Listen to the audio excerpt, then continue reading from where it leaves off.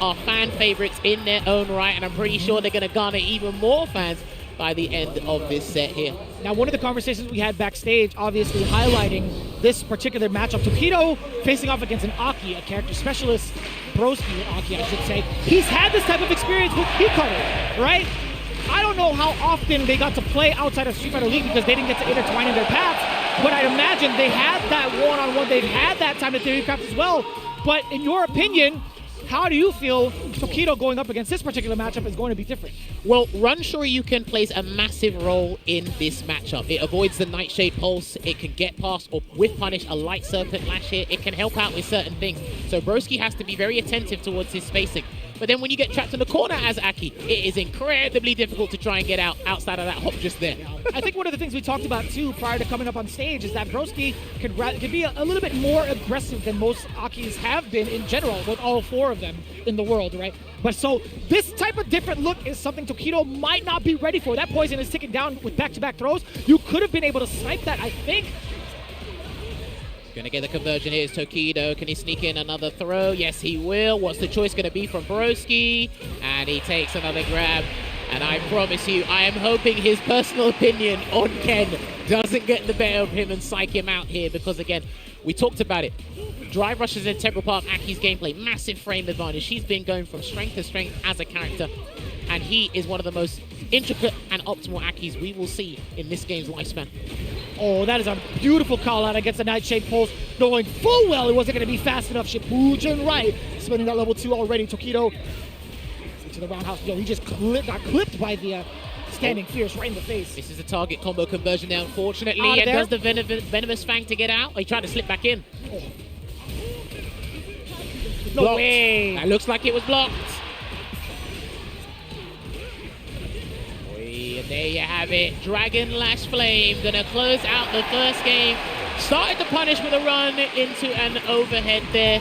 Never seen that combo starter, but that's actually a pretty good thing. But it shows you how locked in the Murderface is right now. He wants this on home turf.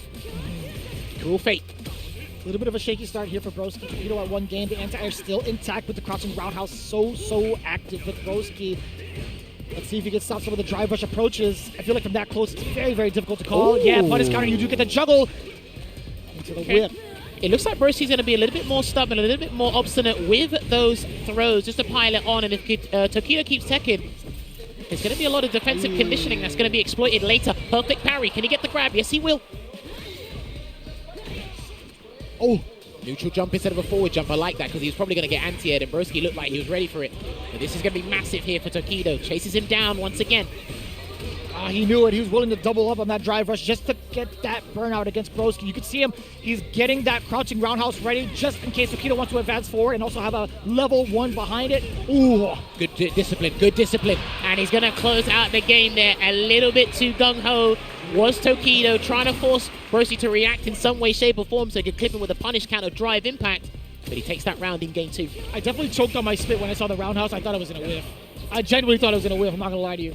Well, one thing I like that Tokido's doing thus far, great conversion into the heavy serpent lash there, and another throw tech. Tokido's got to be careful, man. Oh, Tokido's got to be careful, man. Exactly that. He wasn't allowed to throw that fireball. He was still in that poison state. Safe jump, and now the barrage coming in from Broski. He is going to get that roundhouse. Luckily enough, it wasn't a serpent lash anti-air.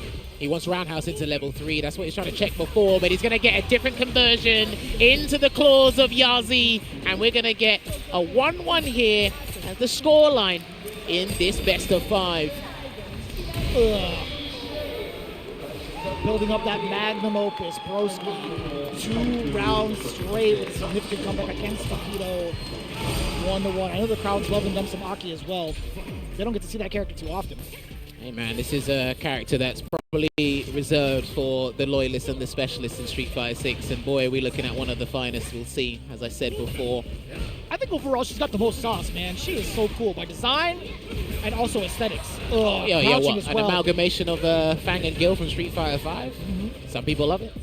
Oh, get him out of there. And not too bad. Crouching heavy punch. Didn't have to suffer the mix afterwards too badly. Dude, these guys, it's just battle of raw drive rush and who's more stubborn with it, because right now Tokido's got a substantial life lead here to work with. Drive rush again. That's the first check we've seen from Broski. Cool, and it caught, that caught him in time? What? I didn't think so either, to be honest. Oh, yeah, that sharp angle doesn't catch Ken's hurtbox in that way. But he wanted to catch Tokido teching. That's what he really wanted there, Broski. And he didn't bite there, Tokido. One straight hit will do the trick. Yeah, got the circuit lash. The command grab is there. Look at the extra damage on top. All right, gets a grab again. Tokido, what's the choice going to be? Because if he rushes in again, and a good jump away. Uh-oh. Oh, he reacted with his own fireball, or was it preemptive? What do you think? I think he was going to come in regardless because of just how aggressive and tense that situation was. But Tokido is making sure Broski is on his toes 9 times out of 10 in this set thus far. He's making sure Broski reacts to things as much as possible, make him alert and divert his attention from what he really wants to do.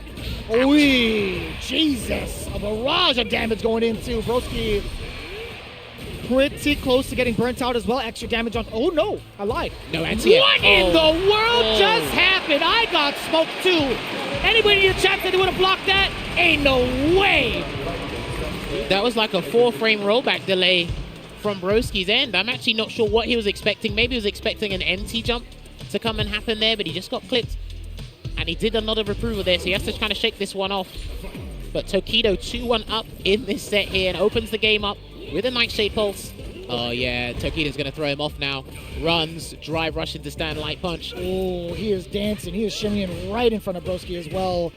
We're just hoping we don't get to have a big whiff punish against him, but Tokido, with how great he is with his control in the corner and the reads he's had on Broski thus far, yes, yeah, that's gonna be huge. That was meticulous spacing there outside of the light serpent rash range. I'm not sure if exactly that's what he was looking for, but hey, he got the punish and he's locked Broski down in the corner before the positional advantage was switched up. Oh, man.